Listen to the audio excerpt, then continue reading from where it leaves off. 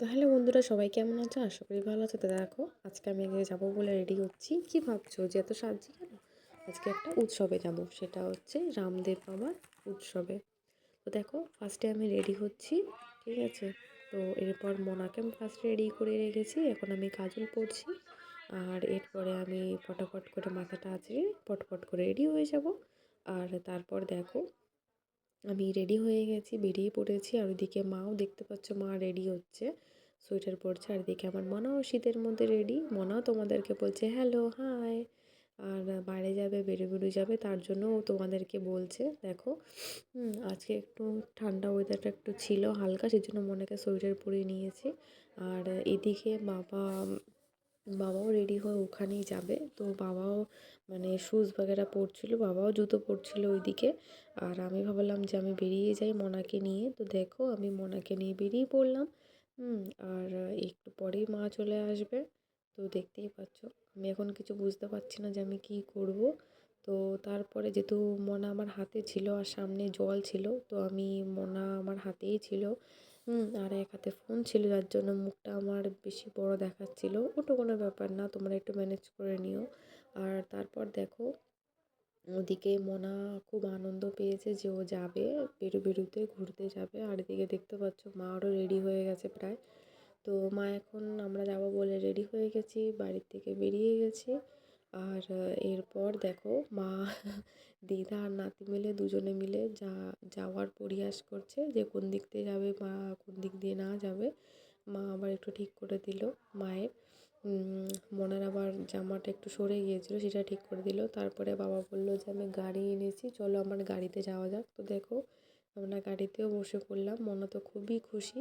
আর বেশি দূর না, কাছাকাছি, ওই যে বাবা গাড়ি চালাচ্ছে। তো দেখতেই পাচ্ছ, ওইদিকে মনা তো খুবই খুশি। আর এসে দেখি তো প্রচণ্ড পরিমাণে লাইন পড়েছে, এখানে অনেকই লাইন। আর এই যে উৎসবটা তোমরা সবই দেখতে পারবে আস্তে আস্তে। দেখো, মা আগে চলে গেছে না, আমি হয়তো ভাবছি যে হয়তো কাছাকাছি চলে এসছে, কিন্তু না, এই তো সবই শুরু, এর শেষ অনেকটাই দূর। তো দেখতেই পাচ্ছ কত লোক এখানে ভিড় দিচ্ছে, ঠিক আছে? সবাই কিন্তু বেশি কিছু না, খালি খিচুড়ি প্রসাদের জন্য কিন্তু সবাই এত লাইন দিয়েছে। দেখতেই পাচ্ছ অনেক লাইন, যে পারছে লাইনের মধ্যে ঢুকে যাচ্ছে, যেখান থেকে পারছে। যারা চেনে জানে তারা পারছে না। তো দেখো, আমরা শেষের দিকে যাচ্ছি, দেখতেই পাচ্ছ শেষের দিকে আমরা যাচ্ছি। আবার অনেকে চলে আসছে ওখান থেকে, যাদের প্রসাদ নেওয়া হয়ে গেছে তারা ওখান থেকে চলে আসছে। কিন্তু আমরা এখনও, আমাদের হয়নি, বা আমাদের পিছনে আরও অনেক লোক ছিল যারা আমাদের মতনই ঠাকুরের প্রসাদ নেওয়ার জন্য লাইন দিয়েছে, ঠিক আছে? দেখো, আমাদের লাইন মোটে শেষই হচ্ছে না, কত বড় লাইন। এখানেও হয়তো অনেক অনেক মানুষ করো, এখানে হয়তো টোটাল মিলিয়ে 5-6 হাজারের মতন মানুষ, যারা খাওয়ার জন্য এত লাইন দিয়েছে। দেখতেই পাচ্ছ, লাইন মোটে শেষই হচ্ছে না, শেষই হচ্ছে না, শেষই হচ্ছে না, অনেক লাইন। আর গিয়ে দেখি আমাদের বাড়ির আশেপাশে অনেকেই আছে, আমাকে আবার ডেকে আমার সাথে কথাও বলছে, ঠিক আছে? তো না, প্রায় লাইন শেষ হয়ে গেছে ওদের, তারপরে আমরা লাইনে দাঁড়িয়ে পড়বো, দেখতেই পাবে, ঠিক আছে? এই যে প্রায় লাইন শেষ, মা দাঁড়াবে, তারপর আমি দাঁড়াবো। তো দেখো, সবাই ঠাকুরের দুটো অন্নর জন্য, প্রসাদের জন্য সবাই লাইন দিয়েছে, ঠিক আছে? আর এটা একটা আনন্দর ব্যাপার যে ঠাকুরের প্রসাদ খাওয়ার জন্য একটা আলাদা, যদি আমরা কষ্টই না করি, যদি বাড়িতে বসে যদি প্রসাদ পেয়ে যাই, তাহলে সেটা কিসের, মানে কিসেই বা মজা, তাই না? ওই দেখো, আমি লাইনে পড়েই গেছি, মা এই যে সামনে দাঁড়িয়েছিল, আমার জন্য জায়গা রেখে দিয়েছিল। আর দেখো, লাইনের মাঝখানে আমি আর মনে একটু ফটো তুলে নিলাম, যেহেতু আমরা ফটো তুলতে খুবই ভালোবাসি, সেলফি তুলতে খুবই ভালোবাসি। মনেও একটু পোজ দিল।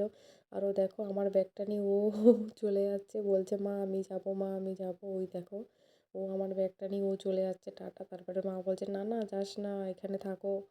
তারপরে দেখো, এই যে সেই শ্রীরাম ঠাকুরের উৎসব, এই দেখো বাচ্চাদের কত খেলনা। আর দেখো ও সাইড থেকে কত, মানে কত লাইন, প্রচণ্ড পরিমাণে লাইন হয়েছে আর প্রচণ্ড পরিমাণে ভিড়। এখানে প্রত্যেক বছর ভালো উৎসব হয়, এরকমই লাইন পড়ে। কিন্তু সবাই বলছে এবারে নাকি একটু বেশি লাইন পড়েছে, যেহেতু আমি হয়তো এসছি এখানে, সেই জন্য আমার কাছে মনে হচ্ছে যে অনেক লাইন। কিন্তু সবাই বলছে এক কথা, যে অন্য সব দিনের থেকে এইবার একটু বেশি লাইন পড়েছে, একটু বেশি ভিড় হয়েছে। যাক বাবা, ঠাকুরের অনুষ্ঠানে তো একটু লাইন ভিড় হবেই। দেখো, সেই উৎসবের প্রায় ধারে কাছে আমরা চলে এসেছি। ওই দেখতেই পাচ্ছ, একটু জুম করে তোমাদেরকে দেখানোর চেষ্টা করছি। আম, খুব সুন্দর করে সাজিয়েছে, দেখতেই পাচ্ছ তোমরা, খুব সুন্দর করে সাজিয়েছে, মনে হচ্ছে সারাদিন যেন এখানেই থাকি। তো দেখো এখানে এমনি পুজো তো হচ্ছেই, কীর্তনও হচ্ছে, অনেক বাচ্চাও আছে, অনেক বয়স্করাও আছে, অনেক ইয়ং মহিলারাও আছে, ইয়ং ছেলেরাও আছে, সবাই আছে এখানে। ঠিক আছে, এই অনুষ্ঠানটা সবাই প্রত্যেক বছর আসে, খুবই আনন্দ করে। আর ঠাকুরের প্রসাদ তো আরও অনেক আনন্দ পাবে ওরা খায়। ঠিক আছে, তো দেখতেই পাচ্ছ এখানে ভিতরে দিকটা দেখছি আরও লাইন, প্রচণ্ড পরিমাণে লাইন। আমি তো লাইন দিয়ে দিয়ে কাহিল হয়ে যাচ্ছি, এত পরিমাণে লাইন এখানে। আমার তো লাস্ট পর্যন্ত অনেক বড় একটা বিপদও হয়ে গেছিলো। ঠিক আছে, তো দেখো প্রচণ্ড পরিমাণে লাইন। তো দেখো আমরা শেষ পর্যন্ত লাইন, দেখো সবাই কিভাবে খাচ্ছে দাঁড়িয়ে বসে। এখানে কিন্তু মানে টেবিল চেয়ারের কোনো কিন্তু সিস্টেম নেই। ঠিক আছে, যে যেভাবে পারছে সেভাবেই বসে খাচ্ছে, এখানে কোনো ভিআইপি মানুষ বলে কোনো কথা নেই। তো দেখো আমি যখন লাইনে দাঁড়াই, আমার যেহেতু একটুখানি হলেই 4-5 পা এগোলেই হয়তো প্রসাদ পেয়ে যাব। তো দেখতে পারলে কত ভিড়, আর এভাবেই প্রসাদ আমাদেরকে দিচ্ছিল।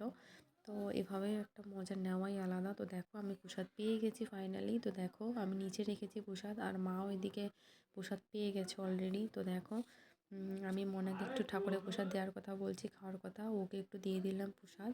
আর আমি একটু ভাবলাম আমিও একটু এই ফাঁকে খেয়ে নিই, কিন্তু খেয়ে দেখি নুনই হয়নি ঠাকুরের খিচুড়িতে, প্রসাদে কোনো নুনই হয়নি। তার মধ্যে আমার একটা ব্যাপার হয়ে গেছে, অনেক বড় আমার বিপদ, আমার চটিই ছিঁড়ে গেছে। ঠিক আছে, দেখো পুরো চটিটা ছিঁড়ে গেছে। আমি ভাবলাম সারা রাস্তা আমি কীভাবে যাব, তারপরে ভাবলাম থাক, ঠাকুরের স্থানে এসেছি, ছিঁড়ে গেছে, এখন কিছু তো করার নেই। তো দেখো ওটা আমরা বাইরে লাইন দিয়েছিলাম, আর এখন যে মন্দিরে আমরা যাব, আসল যে মন্দিরটা, এবার তোমাদের আমি মন্দিরটা দেখাবো। তো দেখো মন্দিরটা খুবই সুন্দর করে সাজিয়েছে এখানে।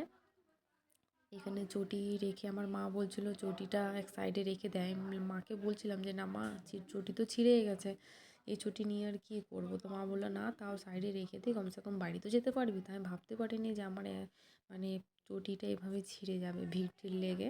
তো দেখো যাই হোক, আমি চটিটা সাইড করে রেখে মনার চটিকে খুলিয়ে তারপরে আমরা সিঁড়ি দিয়ে উঠি মন্দিরে যাওয়ার জন্য। তো দেখো মন্দিরটা খুবই সুন্দর সাজিয়েছে, তোমাদেরটাও দেখাবো আশেপাশে। তো দেখো তারপর আমরা আস্তে আস্তে উপরের দিকটা চলে আসলাম। এই যে দেখো, হ্যাঁ, রাম রাম বাবার মন্দিরটা।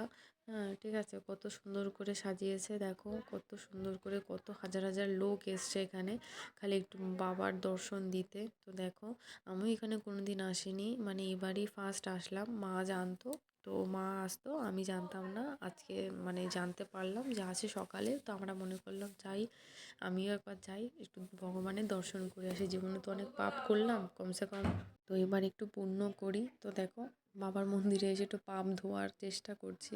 তো দেখো বাবা এখানে শোয়, তার ঘর পুরো সাদা, চাদর, বেড কভার, বালিশের ওয়ার সব কিছুই তার সাদা। তো দেখতে পাচ্ছ সব কিছু সাদা এখানে। আর এই যে বাবার ফটো দেখো। ঠিক আছে, তো আশা করি তোমাদের ভিডিওটা ভালো লেগেছে অবশ্যই।